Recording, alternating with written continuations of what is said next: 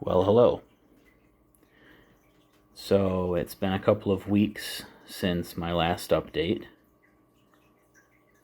and there is good news and there is formerly bad news that is corrected into good news. So if you watched my last update, you know that I had a large phosphorus spike,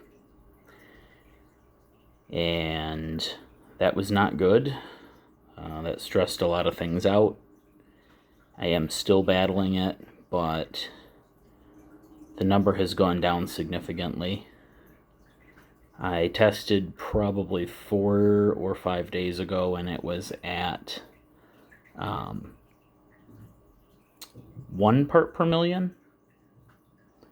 Much better than 2.8 parts per million. Still more than twice as high as we want it to be, but more acceptable.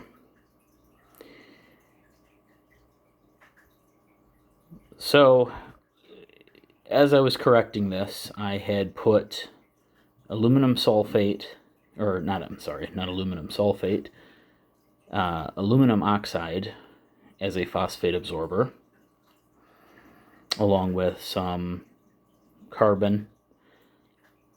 That made a big difference for the first week, and then it didn't.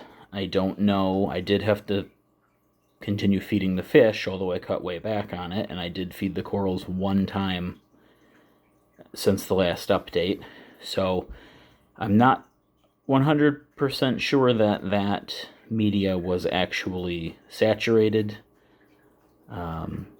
I did put in some GFO when I pulled it out. The reason that I pulled it out is because one day I woke up, I turned on my refugium light, and I saw that the tank was cloudy.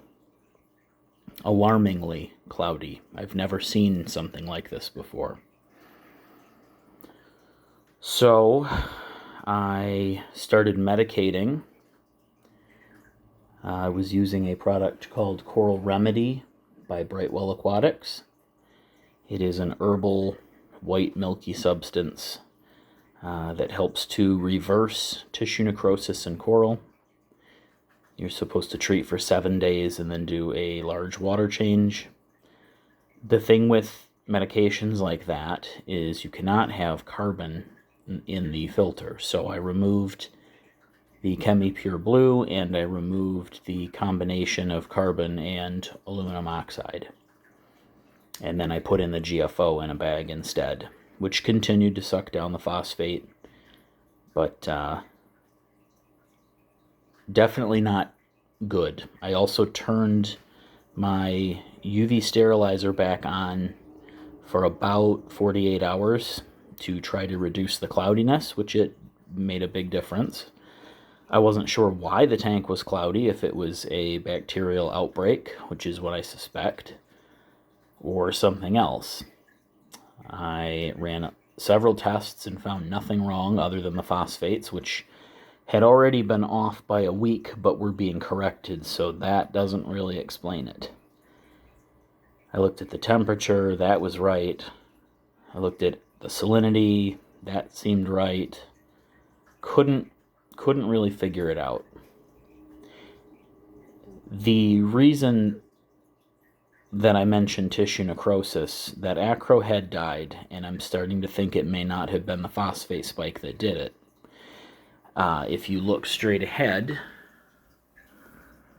all that exposed white skeleton at the base of the stylophora was not like that 2 weeks ago, when the phosphate spike was at its highest. The morning it was cloudy, it was like that. Tucked in underneath that Duncan is that little chip of a red Monty. That is not dead, but it had completely bleached. These guys were all shrunken up, which is not typical for them. They're usually very easy to do. And this guy, who had been doing phenomenally well, died back to just the mouths. It is not dead, but it is not great. And now algae is growing on the skeleton, and occasionally the urchin goes and cleans that up. I had a day, luckily it was the day I was off that this happened, but I had a day of pulling my hair out trying to figure out what in the hell was going on. And then I saw one thing that made something click in my head, and that is that my Euphyllia garden was all retracted and stressed out, and had been ever since the phosphate spike began. Well, since it reached its peak, I should say. I have a friend who went through a ton of woes with Euphyllia. And what it boiled down to, it wasn't brown jelly, it wasn't anything else, it was salinity. Because he and I both use Hanna salinity probes. I love my Hanna probe. I use it every day, sometimes 2 times a day. I've had it ever since I started, and I've never had an issue with it. It's the easiest way to check salinity that there is. However, he found that his crept out of calibration pretty quickly and pretty badly. Once he bought calibration solution and fixed the problem, he had no more issues. At least for a while. I have never recalibrated my probe, which is definitely not recommended. But I had never had a problem, so I didn't think about it. I went over to his house, and he opened up a packet, and we both recalibrated, and he found that his had already crept out of true again, and it had been only a month, which is not good. I found that mine, according to that solution, was 2 points out of whack. So if it was reading 1.026, it was actually a salinity of 1.028. And I think that is what was stressing everybody out. I also set my refractometer, which I had never before used. I bought it as a backup and it stayed in its case. And I was having a hard time with that one based on the calibration solution and everything because it wasn't reading true.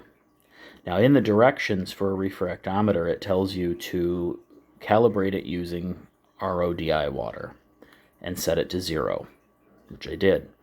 It was reading my tank water at 1.030, which is absolutely not good, but I also didn't think was correct because it read the calibration solution, which should have been 1.025, as 1.020. Reading forums and things online, I found that many people do not calibrate with Rhody water. They calibrate with a known calibration of water, solution, tank water, whatever. So I went to my local fish store and I recalibrated with them and found that some of their instrumentation was also out of whack, but we got it settled, got it right, dialed in, brought it home, tested my water, and found that I was still at 1.028 despite the fact that I had added over 2 gallons of Rhody water and brought it down to what the Hanna checker was now saying was right after the recalibration. So I didn't know what was true. I didn't know what to trust anymore. It's amazing when you put faith in something and then you suddenly have that faith shaken. So I did more reading. I never liked the idea of a hydrometer because a hydrometer, in my experience, was a cheap plastic instant ocean swing arm, known for not being accurate, known for being for fish-only systems because it is just entry-level junk. So I never considered it until I saw an ad from BRS showing a Tropic Marin chemistry grade hydrometer, a very large glass bulb with a very, very thin, delicate stem. It wasn't terribly expensive, maybe $40 or $50. I bought that. It was here in 2 days. I floated it. I did the calculation for the temperature correction, which my temperature is only up by 1 degree from what they recommend. They say 77, mine's at 78. The amount of error to calculate for is negligible. It was like 0.1 or 0.0001, something like that.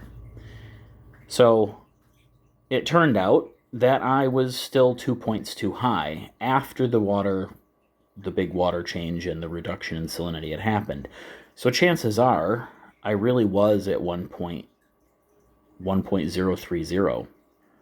So that's 4 points higher than my standard salinity, and I always keep mine at 1 point higher than what's recommended in general. The reason that I always aimed for 1.026 was because Jake Adams from Reef Builder Studios, he had recommended that, and he had said that he liked to keep a lot of his tanks at that salinity for the simple reason that it provides a higher concentration of the elements that corals need to build their skeletons and maintain their tissues. I've done a lot of reading on it between then and now, and most people do recommend 1.025, and I'm sure there's nothing wrong with that whatsoever. But I've never had an issue keeping it 1 point higher. So I'm going to try to do so going forward as well, but long story short, I corrected the salinity, and the necrosis immediately came to a halt. I continued the medication treatment, and other than the fact everything's still covered in algae, evidenced by the rock, if you can see past the glare of the window, that normally is not green and hairy, but you can see that the Gonies and the Alveopora are still happy. That's a good sign. The Acanthophilia is very happy. The Welsophilia, or Trachy, I'm not sure which exactly it is happy. Some of the other meat corals are still not as happy. I'm not really sure what that's about. But I do have one acro left. I believe that is a tort. And though you cannot see it from this lighting, it is still alive and happy and went through no necrosis. Where I had taken my cutting of the blue stag, or the German blue digi, has completely fleshed out again, and it is rapidly growing and putting on new growth. Even the frag that I took from that is beginning to grow again. This mess up here that is covered in algae again, this is a rock that I bought from a store that was closing down, covered in zoas of different kinds, and unfortunately it is a haven for Aptasia. So I have it up high on a frag rack in an unfortunate place for viewing, because I have been treating it weekly with a Mahano wand, which, if you're not familiar, is a little cattle prod for your aquarium to stab Mahano anemones and Aptasia anemones, and it pumps them full of a mild electrical current that electrolyzes the water molecules in their tissue, tearing it into hydrogen and oxygen, causing extremely rapid tissue death. It's fun to use. The only problem is they will retract immediately, and you probably won't get them all, their whole body, the first or even second time if they're in a very craggy piece of rock, which that is. I am beating them back. There are less of them, but I can see them again today, so I will have to treat them again. So, things that are good, since we've gotten through all the things that were bad, the tissue necrosis has stopped. The Stylophora is opened back up and is looking happy and healthy again. I am hoping that it regrows tissue spreading over its exposed skeleton. I don't know if that will happen or not. But all the active growth tips look happy again. Everybody looks alive. So those are positives. I have a purple Monty cap tucked in there that has not looked good since I bought it. And as of 3 days ago, it is actually purple again. These two chalices are actually doing well, and there is a streak of orange. It's not really coming through in this angle, but there is a slight streak of orange on the right side of that looks like an orange proteinaceous infection, which is not a bad thing. When you see streaks of wild random color through some of those corals, that is an infectious protein that doesn't harm the coral in any way. Imagine it like gene splicing almost. Very complicated, but very, very interesting. Imagine if you could just have a different colored patch of skin grafted onto part of your body, and it would spread slightly through additional parts of your body. Very interesting science there. So everything is bouncing back. Everything is looking good. I last week submitted an ICP analysis for the first time ever. I am interested in looking into the possibility of some of the Reef Moonshiners additives. I don't know how many I will actually need if I go that route, because I am using the All for Reef, and that has about half of the elements that they correct for. If anything, I'm expecting to find some of those things are probably too concentrated, and I may need to rebalance how I'm dosing Kalkwasser versus All for Reef. So that's kind of where things are at for now. I plan on doing a water change today to remove the burned up medication, and I will put my carbon back in, and I may even run the UV for 24 hours. If you have any questions, feel free to ask. I feel absolutely ridiculous that something so simple as salinity crept out of my control, but I guess it can happen to anybody. And this has taught me that even trusting a calibration packet doesn't necessarily give you true results. When the hydrometer reads 1.026, the Hanna checker is now reading 1.024.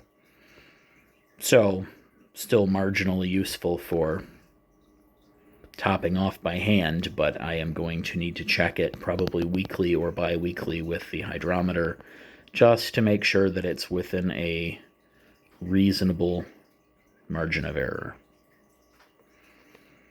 Hope you found this interesting. Things are looking up. Until next time.